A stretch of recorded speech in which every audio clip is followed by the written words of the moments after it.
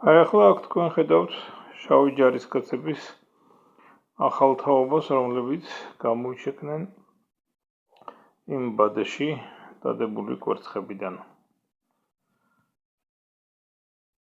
კვერცხების სხვადასხვა დროს აღების გამო ისინი მე სხვადასხვა ჭურჭელში მოვათავსე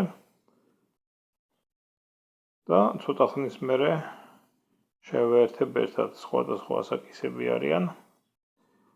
ახლა ეგერ მშვენივრად ჭამენ, სვამენ, ხიარულებენ.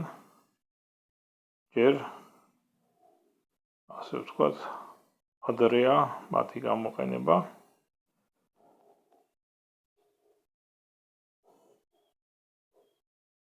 სადღაც ერთი 35 დღე ჭირდება, სანამ მათგან იმაგო გაიზრდება და ის იმაგო ახალ კვერცხებს დადებს.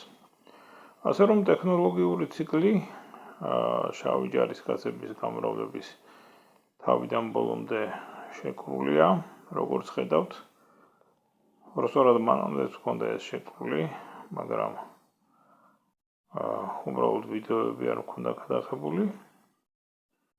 თუ ვინმე საინტერესებს შავი ჯარისკაცების კულტივაცია, შეუძლია მომმართოს.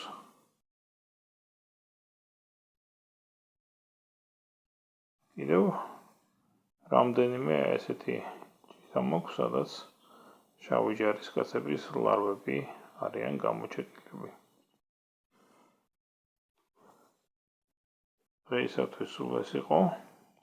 ნახვამდის, კარგად გრძანდებოდეთ.